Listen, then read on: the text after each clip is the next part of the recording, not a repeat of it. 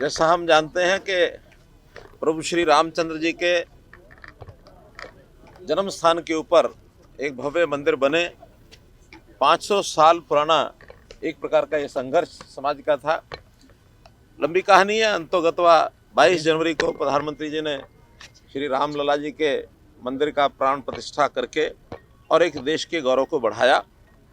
अब लोगों की बहुत बड़ी चाहत कि वहाँ उस मंदिर के दर्शन करने जाएं।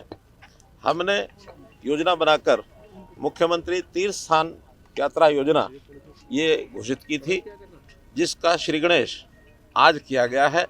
आज उस योजना के अंतर्गत पहली ये बस, वोल्वो बस, जिसमें कितने 50 से ऊपर कितने 52 तीर्थ यात्री, उनको आज रवाना किया है।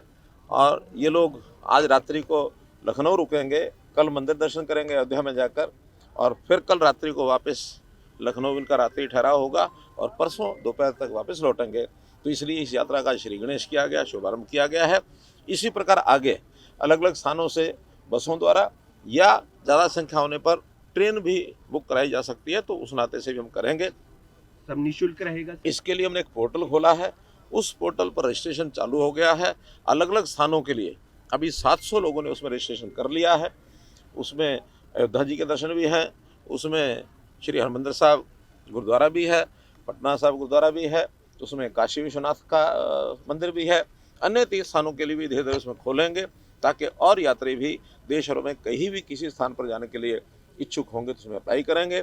अभी इसमें कंडीशंस हैं कि 1,80,000 रुपये की इनकम के नीचे वाले परिवार, 60 साल से ऊपर के लोग, अभी केवल उनके लिए हमने फ्री किया है।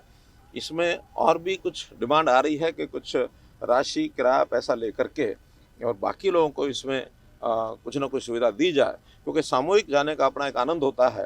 हर कोई व्यक्ति एक टीम के रूप में टोली के साथ जाना चाहता है, उसका विचार कर रहे हैं। अभी हमने 1,80,000 रुपये तक और 60 साल से ऊपर के लोग, इनके लिए फ्री यात्रा का आयोजन किया। कल कुरुक्षेत्र से एक ट्रेन भी गई है सर, वो भी भेजी गई है अयोध्या। हाँ, अलग अलग संस्थाएं भेज रहे हैं, कर रहे हैं। ये हमने एक प्रकार की सरकारी योजना है जिसका शुभारंभ किया है। बाकी संगठन अपने अपने तरीके से योजनाएं बना रहे हैं, कोई ट्रेन के द्वारा, कोई बस के द्वारा। तो ये योजना केवल सरकार के माध्यम से चलेगी ऐसा नहीं, बाकी संगठन भी उसमें काम कर रहा है। दूसरी लिस्ट कब तक आ सकती है? हरियाणा की लिस्ट, शायद आज मीटिंग भी है। बस यात्रियों को अयोध्या जाने के लिए नहीं, पंजाब लोकसभा के लिए चर्चा उसी की भी। क्योंकि आपने तो दूसरी लिस्ट में मांगी है, जो चर्चा चल रही है उसी की यात्रा की बात है। लोकसभा की। देखिए, वो क्योंकि पार्लियामेंट्री बोर्ड का काम है, कब निकालेंगे कब नहीं निकालेंगे। हम तो चाहते हैं जल्दी निकालें। अभी उसमें से 195 लोगों की लिस्ट डिक्लेयर हो गई है, और मुझे लगता है कि आचार संहिता लगने से पहले हमारी पार्टी की जो सारे सिस्टम है बहुत तीव्र गति से सब चल रहे हैं। हमको भी आज पार्लियामेंट्री बोर्ड के सामने, तो आज नहीं, पार्लियामेंट्री बोर्ड के सामने तो हम परसों जाएंगे। आज वहाँ हमारी जो चुनाव समिति है हरियाणा की, उस नाते से उसमें से कुछ सीनियर लोगों को उन्होंने बुलाया है, और उसके बाद पार्लियामेंट्री बोर्ड फाइनली 8 तारीख को हरियाणा की चर्चा चल रही है सर, गठबंधन रहेगा सर।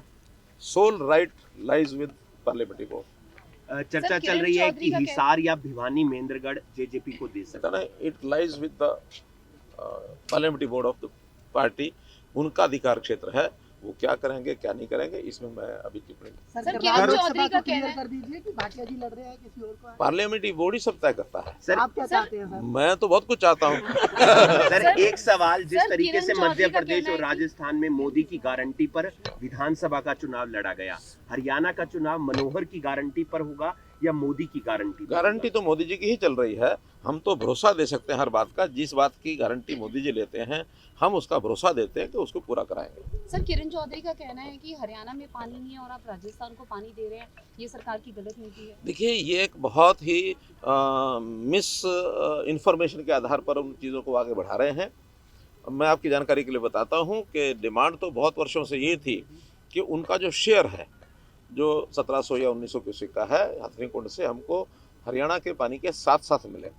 हरियाणा इसमें अपने स्टैंड पर लगातार डटा रहा कि हम अपने शेयर के साथ नहीं रह सकते। हमारा शेयर पानी का पूरा होने के बाद यदि सरप्लस बचता है, खास करके वर्षा के दिनों में, वर्षा के दिनों में कई बार बाढ़ भी आ जाती है। हम देखते हैं 6 लाख 7 लाख क्यूसेक पानी भी यमुना में आता है, हम तो यमुना के नज़दीक रहते हैं।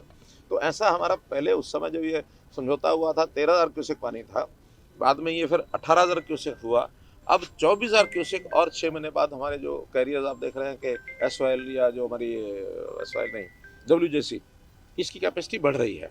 तो उस कैपेसिटी बढ़ी 24,000 मैक्सिमम हम उसमें से पानी विड्रा कर सकते हैं। 24,000 के बाद यदि पानी बचता है तो वो बजाय समुद्र में जाने के या बाढ़ लाने के, इसके ऊपर जो होगा वो राजस्थान उसमें से अपने शेयर को लेके जाएगा। सर 7 सुशील गुप्ता का बच्चे कहना है हैं कि जो रशिया गए थे, 6 पंजाब के हैं, एक हरियाणा का है। आज अखबारों में भी खबर है उनने वो टूरिस्ट वीजा पर गए थे, लेकिन वहां की सेना ने उन्हें पकड़ लिया, कहा यूक्रेन से लड़ो वरना जेल में डाल देंगे। आपके संज्ञान में ये मामला? अभी नहीं है, आपने बताया संज्ञान में। सर सुशील गुप्ता का कहना है कि हरियाणा के अंदर क्राइम बढ़ रहा है और दिन दहाड़े गोलियां चल रही हैं, लेकिन बीजेपी सरकार सोई हुई है और किसी को ये आप कह रहे हैं कि वो कह रहे हैं? सुशील गुप्ता का जींद में बयान था। हाँ, तो सुशील गुप्ता को जो जवाब देना होगा मैं सार्वजनिक रूप से दूंगा और आंकड़ों सहित दूंगा। अब संयोग से दुर्भाग्य ये है कि वो कहीं किसी जिम्मेदार प्लेटफॉर्म तो करते नहीं है, कुछ भी जो नाप से नाप बोलना होता है बोलते हैं। हमारे पास सारे आंकड़े पिछले वर्षों के भी, इस वर्षों के भी, लगातार हर क्षेत्र में अपराध कम हो रहा है। इसलिए जब कम हो रहा है, अब अपराध खत्म हो गया और कभी खत्म हो जाएगा इस विषय की तो गारंटी में नहीं लेता, लेकिन लगातार कम होने में भी हम सोचते हैं कि हमारी सफलता है कि बहुत चीज़ों को हमने क्राइम को कंट्रोल किया है। हमारे दिल्ली के आसपास जो क्राइम की गति पहले भी ज़्यादा होती थी, अभी भी 3 जिले उसको हमने कमिश्नरेट बना दिया था, लेकिन झज्जर को नहीं बना पाए थे।